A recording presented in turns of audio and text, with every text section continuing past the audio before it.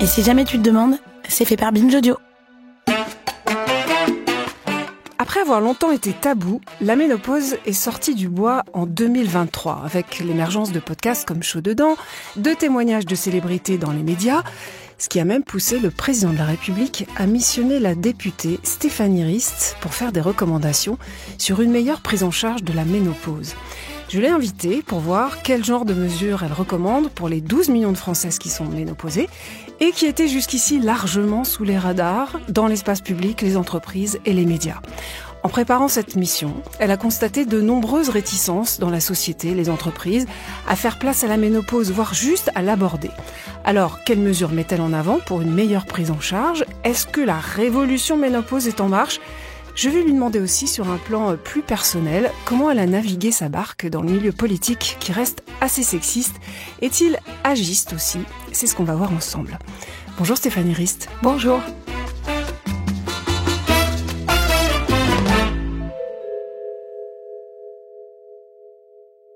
Vous êtes députée du parti présidentiel et médecin rhumatologue également.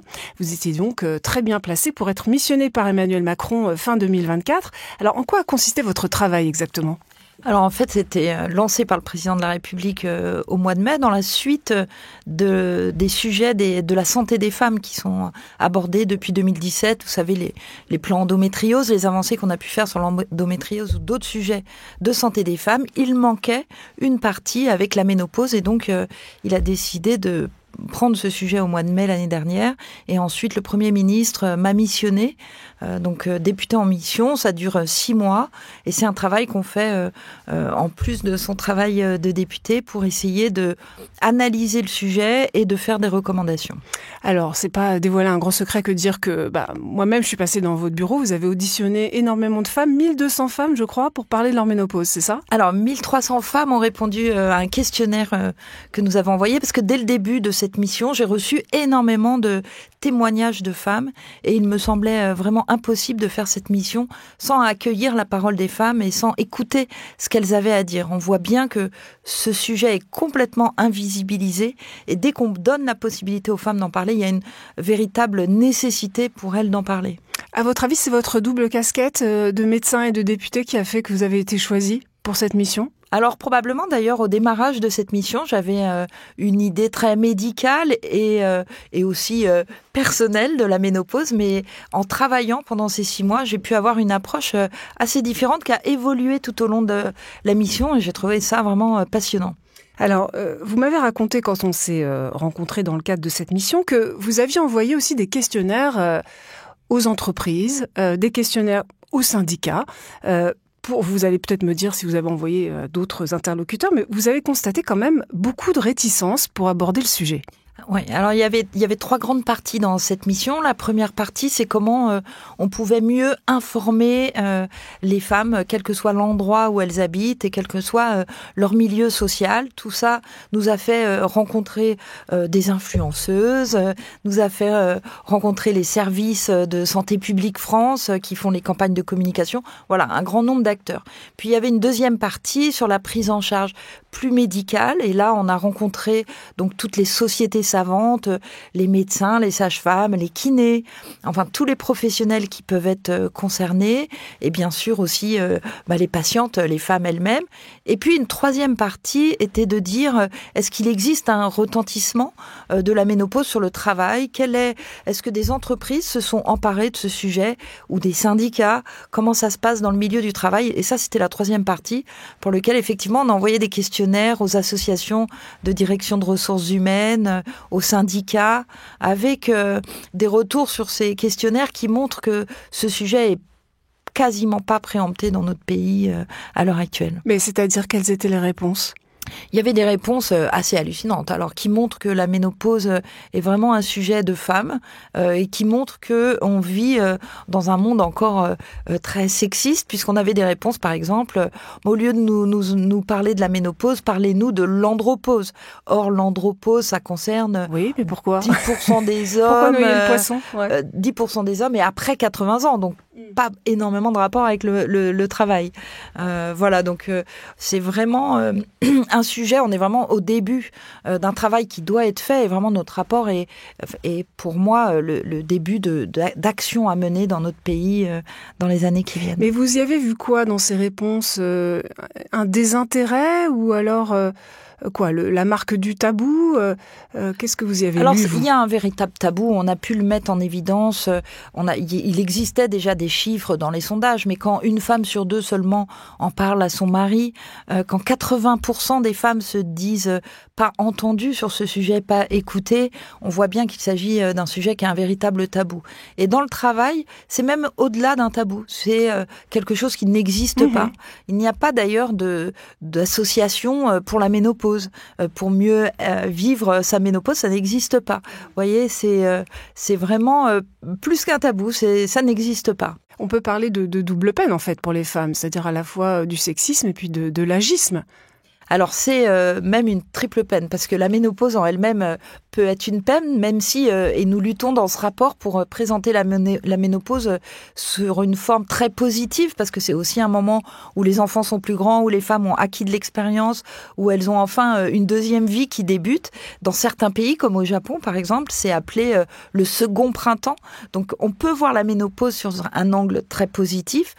Dans notre pays, c'est pas le cas. 80% des femmes, 50% des femmes se disent anxieuses à l'idée d'avoir un jour la ménopause. C'est une image assez sombre dans notre pays. Et alors, dans le monde du travail, c'est vous êtes une femme, en plus vous devenez un peu âgée, donc vous existez pas, quoi. Alors que ces femmes, elles ont plein de compétences, on va y revenir. Alors qu'elles ont des compétences et du temps. Ouais. Elles sont moins encombrées par la prise en charge, soit mentale, soit physique, des enfants en bas âge. Et vous disiez, alors c'est la triple peine, c'est-à-dire donc sexisme, l'agisme, ça on a bien compris. Et alors, qu'est-ce qu'il y a en plus comme facteur qui est invalidant pour les femmes? Les signes. Alors, il faut savoir que 80% des femmes ont des symptômes à l'âge de la ménopause. C'est pas une maladie, la ménopause. C'est un passage de la vie qui entraîne 80% de signes chez les femmes, ce qui est beaucoup, dont à peu près un quart sont des signes très handicapants qui empêchent une qualité de vie normale. Quand vous êtes réveillé 4 fois dans la nuit, ou que vous avez des bouffées de chaleur qui font que d'un seul coup vous transpirez, quand vous êtes cadre en réunion avec une majorité d'hommes autour de la table, ça devient très handicapant. C'est ces femmes-là d'ailleurs qui vont se mettre en arrêt maladie ou qui vont refuser une promotion ou changer de travail.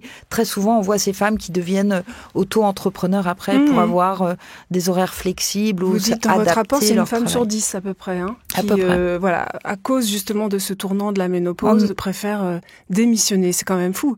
Oui, après on a beaucoup de mal à à chiffrer parce que comme c'est invisibilisé, et c'est une des recommandations qu'on fait dans le rapport, c'est le chiffrage économique. Le coût de cette ménopause, ça a été chiffré.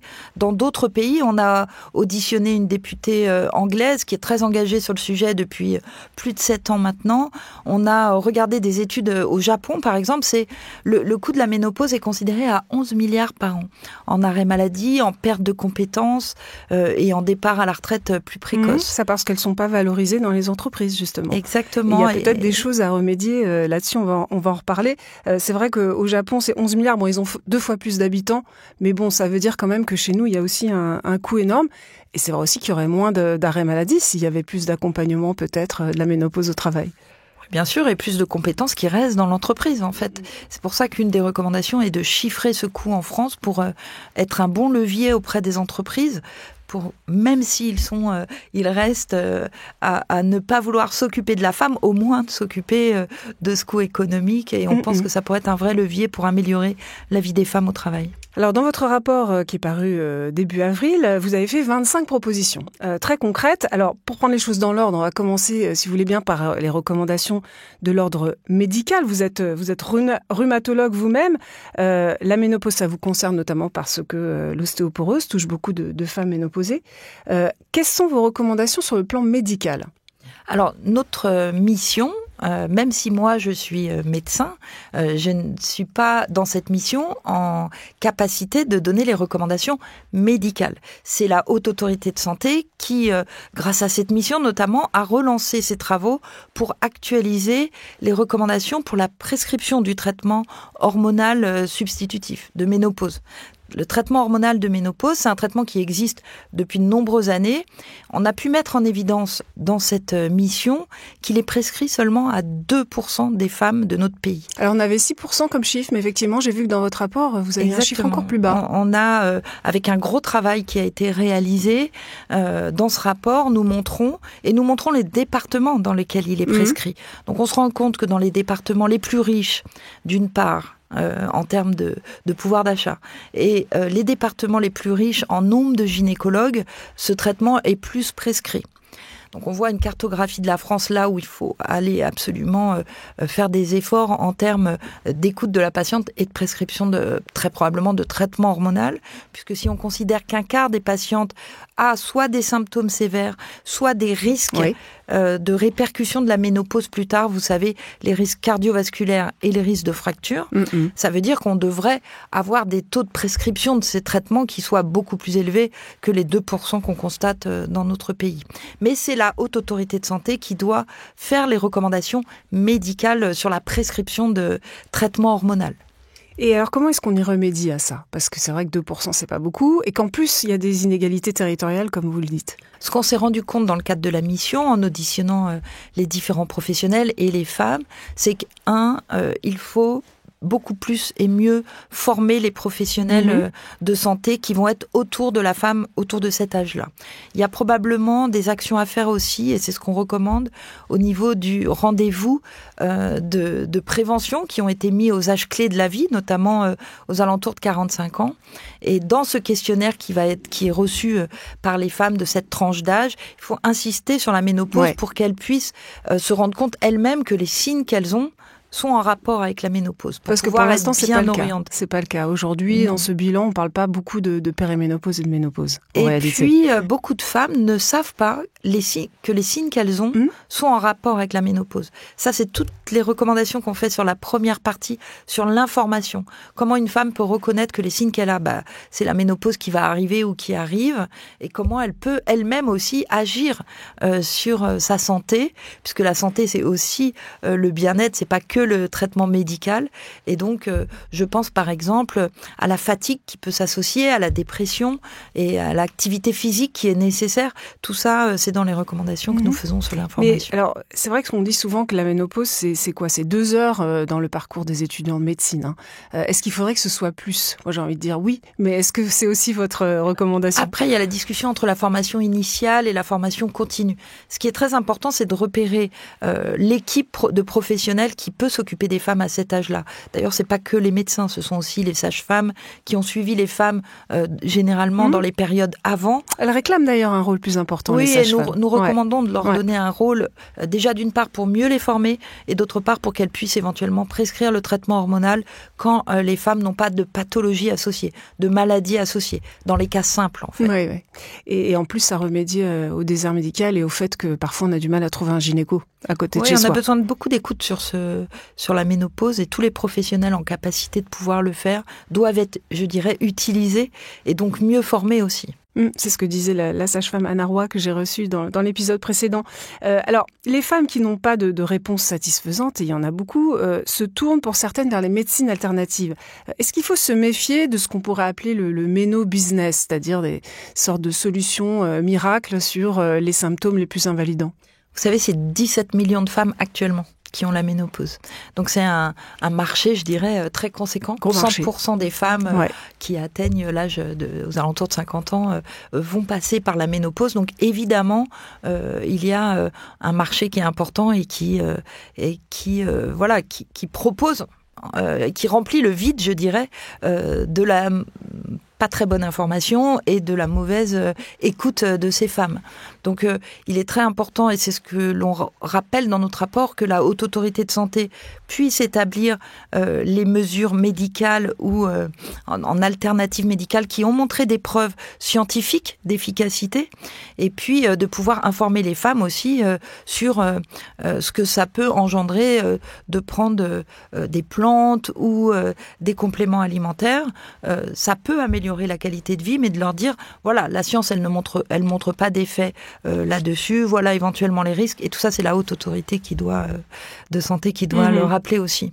Alors, ce qui est intéressant dans votre rapport, c'est que vous appuyez sur les exemples à l'étranger de ce qui marche. De quoi est-ce qu'on peut s'inspirer sur le plan médical toujours de ce qui est fait à l'étranger ? Alors, je crois que le partage des tâches qui est bien plus en avance à l'étranger que dans notre pays, dans tous les domaines, est aussi montré dans le cadre de la ménopause, avec la place des sages-femmes, des kinésithérapeutes notamment. Il faut absolument considérer une équipe pluridisciplinaire sur cette prise en charge des femmes au moment de la ménopause. Et puis sur l'information. L'information qui a été faite, par exemple, en Angleterre, pour que les femmes elles-mêmes reconnaissent leurs signes et puissent dire, oui, ça c'est des signes, c'est vraiment la ménopause qui m'embête, et puis aller vers leurs professionnels de santé en disant, j'ai la ménopause, j'ai ces signes-là, aidez-moi. Alors, dans les entreprises, quelles recommandations alors ? Si on parle des réticences que vous avez vues lorsque vous envoyez des questionnaires, qu'est-ce qu'on peut faire pour que les femmes ménopausées soient davantage accompagnées, encadrées, valorisées ? Alors, la première chose, c'est de chiffrer le coût économique, comme je le disais tout à l'heure, pour montrer aux entreprises qu'elles ont un vrai intérêt économique à s'emparer de ce sujet. Pour les femmes, en plus, il ne s'agit pas de mesures qui sont très, très compliquées. En fait, qu'est-ce qui lui arrive à une femme quand elle a la ménopause ? Très souvent, elle peut être fatiguée parce qu'elle a des réveils la nuit. Donc, essayer d'avoir des horaires les plus flexibles possibles. Parfois, de décaler d'1 heure ou 2 heures l'arrivée le matin peut permettre à certaines périodes dans le travail de la femme de passer un cap difficile.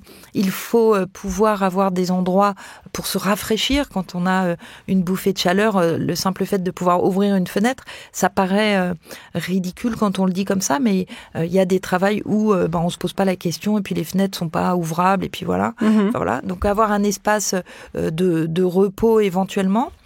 Donc ça, c'est des mesures très concrètes, adapter des mobiliers de bureau parce qu'il peut y avoir des douleurs articulaires à la ménopause et qu'on sait qu'il faut un peu bouger.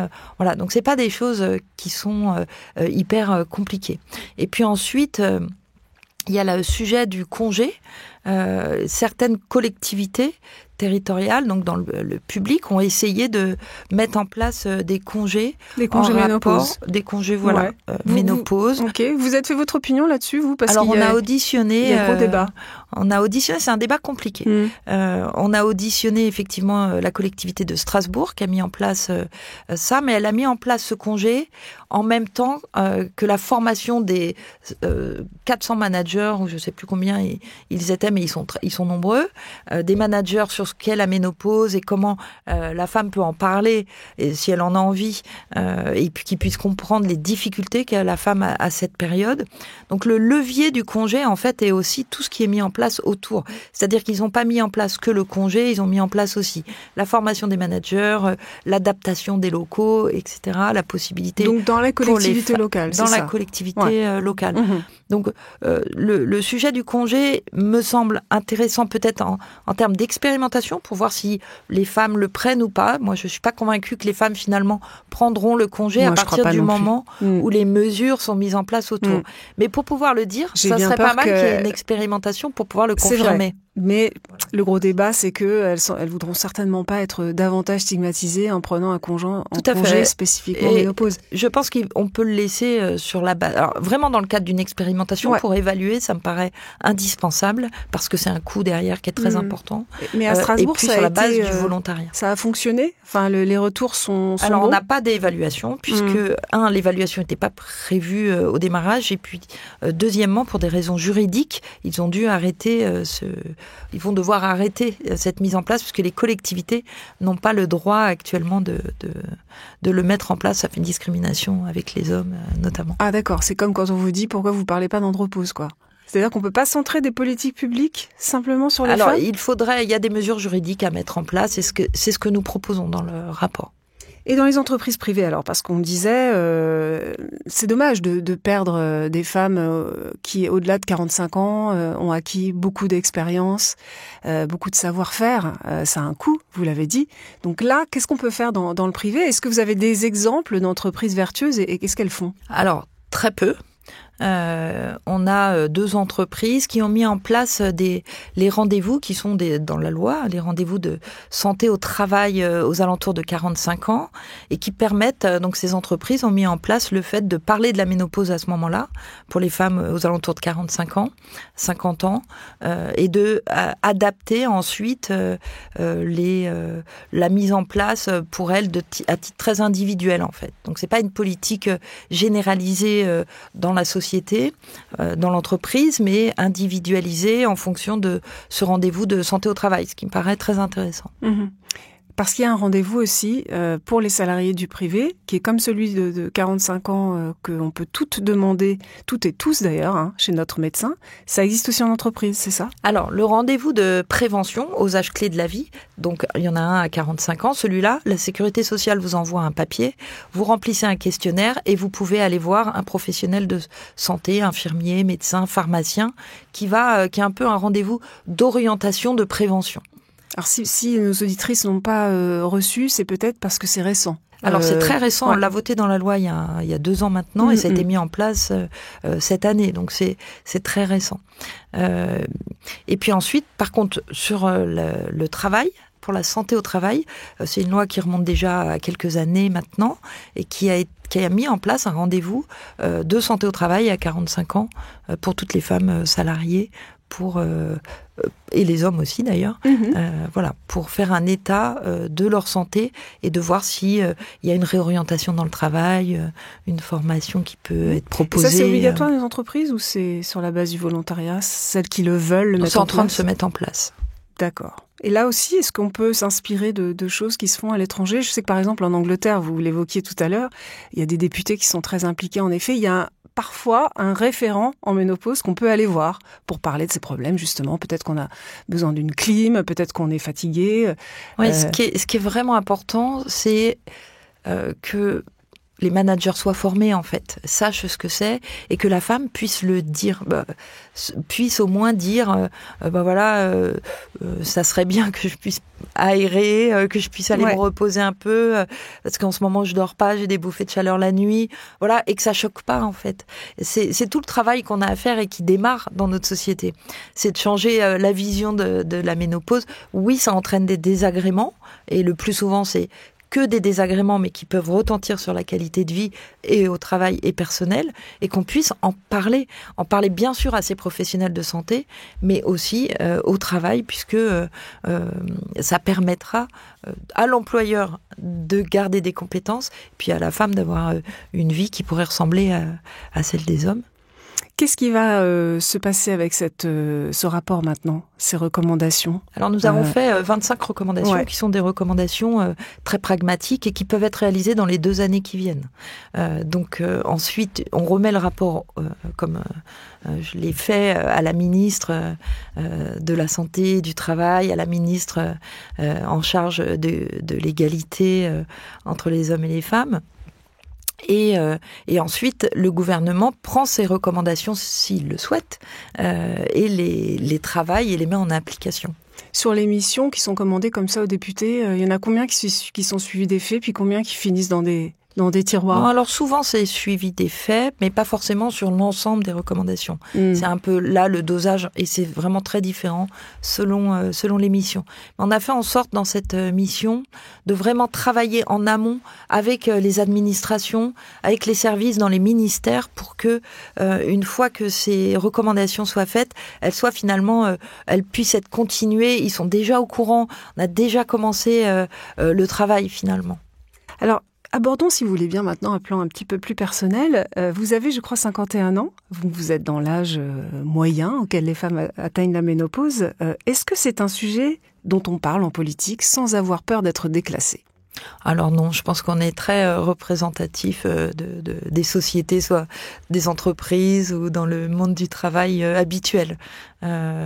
Nous, même entre députés, c'est très rare qu'on en parle, même entre députés femmes, de parler de ménopause. C'est-à-dire que c'est un milieu où on peut pas vraiment montrer ses faiblesses. Enfin, dites-moi si je me trompe, mais où ses coups de mou, c'est pas quelque chose qui est très toujours en forme. Mais c'est vrai que quand la mission est sortie, j'ai énormément de députés femmes, quel que soit le parti politique, qui sont venus me voir en me racontant leur histoire. Et là encore, en ayant besoin d'en parler. C'est vraiment intéressant. Enfin, ça m'a beaucoup frappé, cette nécessité de rendre visible et de sortir de ce truc qui est très... on se sent vraiment seul, finalement. On le voit très bien. Mais ça, moi, je le vois énormément, aussi. Parce que depuis que je fais ce podcast, souvent dans les dîners, les femmes viennent me voir et viennent me parler de ça. Il y a vraiment une envie de parler, effectivement, la libération de la parole, elle se fait, mais lentement. Alors, est-ce que vous diriez qu'on attend encore des femmes politiques, qu'elles soient dans les stéréotypes féminins ? C'est-à-dire qu'il ne faut pas non plus que ça empêche d'être une bonne maman, par exemple, si on a des enfants. Est-ce que vous diriez que c'est un milieu, parce que je pose la question à chaque fois à mes invités, où perdure le sexisme, voire l'agisme? Ouais, écoutez, là, il y a 15 jours, un président d'association des maires de mon département a exprimé le fait que c'était compliqué de faire des listes électorales avec des femmes en milieu rural parce que les femmes, le soir, elles devaient s'occuper de leurs enfants. Ce qu'il pense lui. Oui, il répète aussi ce que d'autres pensent. Ouais. Donc, c'est vrai que ça reste encore très imprégné en politique aussi. Alors, mon écrivaine fétiche en ce moment, je ne sais pas si vous la connaissez, c'est l'américaine Susan Sontag. Alors, voilà ce qu'elle disait dans son livre Sur les femmes, c'est le titre, en 1975, vous allez me dire ce que vous en pensez. Qu'une femme obtienne une position de pouvoir, que ce soit en politique, en médecine, dans le business, et on attend quand même d'elle qu'elle fasse toujours attention à elle, qu'elle ne se relâche pas. C'était en 75, est-ce que c'est toujours valable ? Oui, je crois. D'ailleurs, c'est bien qu'elle puisse dire en médecine aussi, parce que à chaque fois, quand on me pose la question sur les femmes en politique, je raconte que moi, j'ai été chef de service, enfin, j'ai eu plein de responsabilités en médecine. C'est ça ? Oui, au CHU d'Orléans, et que j'avais les mêmes remarques et les mêmes réflexions. En fait, dès que vous travaillez beaucoup finalement, parce que il faut travailler une grande quantité d'heures quand vous faites de la politique ou pareil quand vous avez des responsabilités à l'hôpital et à chaque fois c'est il y a l'arrière-pensée de mais t'as des enfants, ils sont en bas âge. Alors quand on vieillit, l'avantage c'est qu'on nous pose plus cette question. Mais quand j'étais plus jeune, c'était mais qui s'occupe des enfants le soir, comment tu fais, ça doit être compliqué, mais toujours. On se souvient de qui va s'occuper des enfants. Ça, c'était adressé à Ségolène Royal au moment de la présidentielle. Donc, ce que vous nous dites, c'est que ça change pas beaucoup quand même, malheureusement. Alors, c'est quand même... Il y a beaucoup moins de remarques sexistes. À l'Assemblée, par exemple, honnêtement, on en entend beaucoup moins. En tout cas, c'est peut-être encore pensé, mais c'est moins dit. Donc, c'est beaucoup plus facile pour nous, actuellement. On est plus nombreuses aussi à l'Assemblée que à l'époque, il y a quelques années. Peut-être que MeToo est passé par là aussi. Oui, c'est vrai. Vous vous rappelez cette insulte aussi sur la chaîne CNews adressée à Sandrine Rousseau, une Greta Thunberg ménopausée? Vous en parlez d'ailleurs dans l'intro de votre rapport. Parlé dans le rapport. Ça a l'air d'être l'insulte suprême. Oui, c'est vrai que ça devient une insulte, alors que vraiment, dans certaines cultures en Afrique, quand vous avez la ménopause, vous avez le droit d'être élu. Avant, vous n'avez pas le droit. Et au moment de la ménopause, vous devenez sage, vous devenez en capacité d'avoir assez d'expérience et de compétences pour être élu. Donc, je trouve que c'est intéressant de se rendre compte qu'il y a des cultures dans lesquelles, quand vous avez la ménopause, vous devenez quelqu'un de responsable. Donc, il y a encore de l'espoir et c'est toute cette construction sociétale que nous devons arriver à changer. C'est pour ça qu'une des recommandations dans le rapport s'intéresse dès le jeune âge, au collège, dans l'éducation, d'expliquer effectivement les liens de la reproduction, vous savez, dans les cours sur la reproduction, mais que la femme... sont plein dedans et il n'y a rien sur la ménopause. Donc, il faut expliquer aux jeunes filles, oui, elles pourront faire des enfants, mais oui, elles vaudront encore quelque chose quand elles pourront plus en faire. Et c'est dès cet âge-là qu'il faut qu'on arrive à changer notre vision de la Je suis tout à fait d'accord avec vous. Très jeune, il faut commencer très jeune à expliquer. Est-ce que vous avez le sentiment, parce que quand même depuis 2 ans, il y a des podcasts, il y a des articles dans la presse féminine, même la presse généraliste, est-ce que vous avez l'impression que le tabou est en train de tomber ou qu'il y a quand même de grosses réticences parce que pour toujours, la ménopause est liée quand même à une forme d'obsolescence programmée des femmes. Je mets des gros guillemets, évidemment. Ouais, je crois qu'on a quand même encore beaucoup de chemin à faire pour changer cette culture dans notre pays. C'est vrai que on en parle beaucoup plus, et tant mieux, d'un point de vue général. Mais dès que ça devient individuel, dès que c'est vous-même, moi je l'ai testé, j'étais en réunion avec des députés, je dis, il fait chaud ou c'est ma ménopause? Et vous voyez la tête des gens, tout le monde se recule et qu'est-ce qu'elle nous veut? Horreur, malheur. Avant la mission, hein. Donc on voit bien qu'on a encore... Donc vous le disiez de manière assez naturelle ou c'était pour provoquer, pour voir les réactions? Je le disais de manière assez naturelle parce que c'était avant la mission et que ça m'amusait de voir ces réactions. Mais on va avoir un rôle aussi, nous, à jouer, nous-mêmes, de comprendre ce qui nous arrive quand on a la ménopause, comprendre que c'est des signes qui arrivent finalement à quasi tout le monde, que c'est pas forcément, que c'est pas un drame, qu'il y a des choses pour nous aider et aussi qu'on peut en parler sans être fini, quoi. Donc je pense qu'il va falloir aussi qu'on assume nous-mêmes d'en parler. Mm-hmm. C'est ce qu'on fait ici, mais c'est vrai que il faut l'assumer, hein, ça passe mieux en le disant et en parlant. Stéphanie Rist, si d'ici 5 ans, je vous réinvite, vous aimeriez quoi? Que justement, dire je suis ménopausée, ce soit plus stigmatisant, qu'une femme politique puisse en parler librement, comme Michelle Obama aux États-Unis par exemple? Oui, j'aimerais surtout que chaque femme, quel que soit l'endroit où elle habite, puisse savoir déjà qu'elle a la ménopause, que c'est des signes dont il faut s'occuper, et qu'il y a un rendez-vous à 45 ans qui me paraît un âge très clé, vraiment où on fait de la prévention tout autour de la femme, de tous les sujets, et qu'elle puisse anticiper cette ménopause. Parce que il y a à la ménopause souvent une prise de poids, une baisse d'activité physique, il faut l'anticiper. Et 45 ans me paraît un âge vraiment bien. Si toutes les femmes dans 5 ans qui arrivent à 45 ans disent moi j'ai fait mon bilan à 360, donc j'ai mis ça en place, j'ai mis en place une alimentation différente, voilà. Là je me dirais qu'on a réussi quelque chose. La femme elle-même pourra se prendre soin d'elle-même. Merci Stéphanie Rist, c'était le mot de la fin. Merci à vous d'écouter Chaud dedans. C'est Paul Berthiaud qui assure le montage de l'épisode et la réalisation. Marie Foulon et Juliette Livartowski chez Binge Audio qui m'accompagnent pour chaque épisode. N'hésitez pas, je vous le rappelle, à me faire vos commentaires sur la page Instagram de Chaud dedans. Et surtout, prenez soin de vous.